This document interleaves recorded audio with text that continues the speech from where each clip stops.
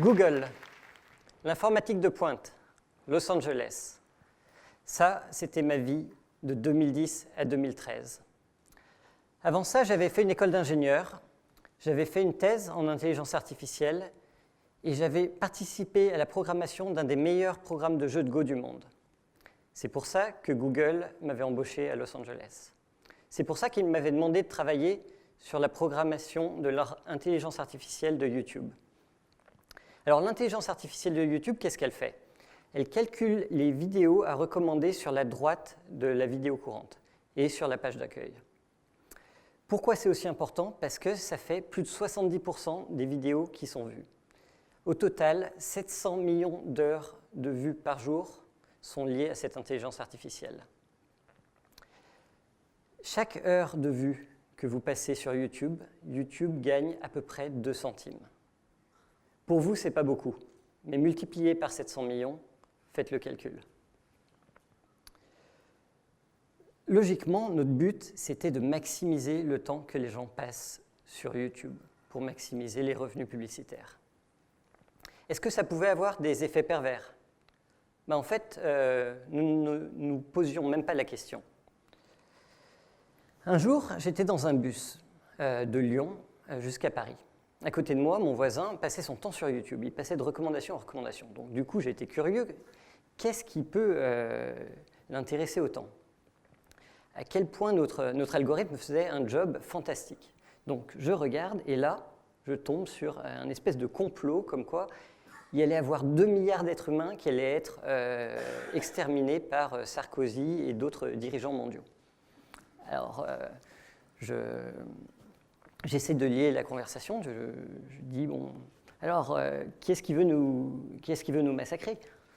Alors, lui, il me regarde et il dit, il y a un projet secret, il faut absolument que tu regardes sur YouTube, il y a toute la vérité. Mais les médias te mentent, regarde sur YouTube, tu verras. Et alors, j'essaye de regarder vidéo par vidéo, argument par argument, de démonter chaque argument. Et bon, ils sont assez faciles à démonter, hein. C'était pas très compliqué. Mais au final, après 2-3 vidéos sur lesquelles on a discuté, il me raconte oui, mais de toute façon, il y en a tellement des vidéos comme ça. C'est forcément vrai. Et là, je me rends compte que ce qui l'avait convaincu, ce n'était pas une vidéo, c'était la répétition. Et cette répétition, d'où elle venait? Elle venait de l'algorithme que j'avais aidé à programmer.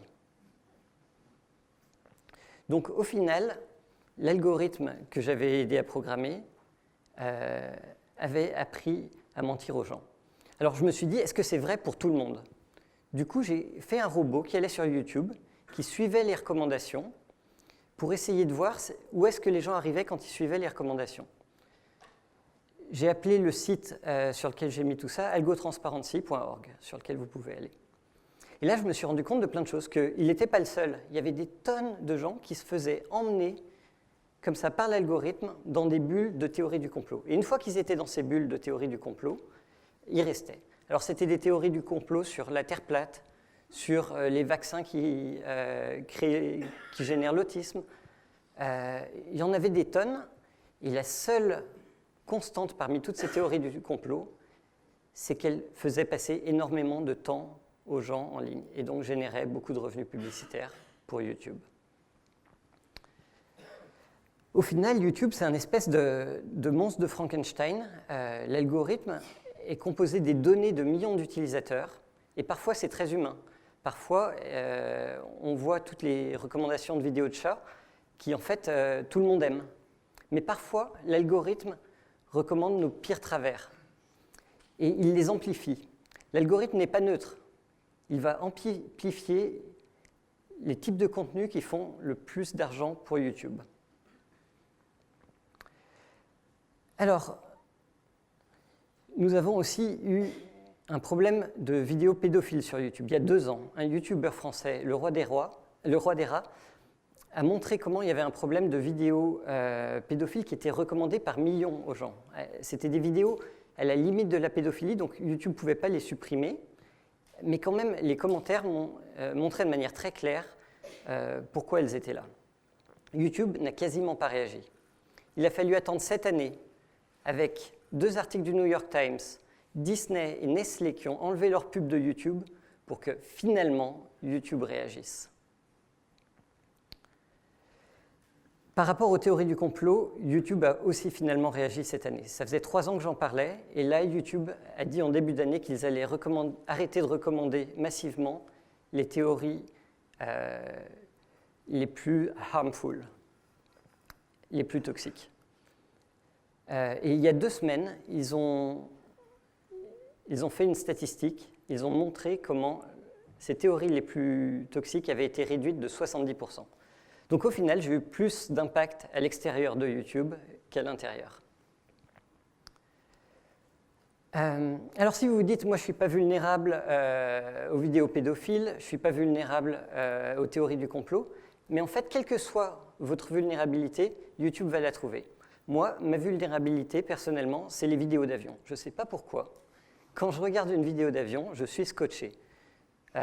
Je clique dessus et je peux regarder pendant des heures. Je me réveille d'une transe au bout d'une demi-heure, 1 heure, et je me dis, mais qu'est-ce que j'ai fait? Et en fait, mon cerveau a un bug qui me scotche sur les vidéos d'avion. Beaucoup d'enfants sont scotchés sur les vidéos de couleurs, et il y en a des millions et des millions. Donc, au final, quelle que soit notre vulnérabilité, l'intelligence artificielle sera plus forte que vous. Si votre priorité n'est pas la même qu'elle. Alors, est-ce que les ingénieurs essayent d'exploiter nos vulnérabilités? Non. Ils déploient juste leur intelligence artificielle pour augmenter le temps de vue. C'est l'intelligence artificielle elle-même qui va trouver les faiblesses. François Chollet, qui est un expert en intelligence artificielle à Google, dit que la situation actuelle correspond à une perte de temps maximale avec une efficacité maximale, une perte de potentiel humain maximale avec une efficacité maximale. Donc on est un peu dans une situation aberrante.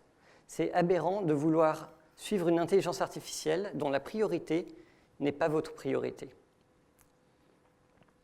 Donc qu'est-ce qu'il va falloir faire? Il va falloir vous garantir à chaque fois que vous utilisez une intelligence artificielle que vous connaissiez quelle est sa priorité, qu'est-ce qu'elle fait. Si sa priorité est alignée avec votre priorité, cette intelligence artificielle pourra être votre meilleure amie. Si vous ne savez pas sa priorité ou qu'elle n'est pas alignée, elle pourra essayer d'exploiter vos vulnérabilités. Quelle que soit votre vulnérabilité, l'intelligence artificielle la trouvera. Donc là maintenant, ce que je vais faire, c'est travailler pour développer des intelligences artificielles qui soient alignées avec vos priorités, que la priorité de l'intelligence artificielle soit la même que la vôtre. Merci.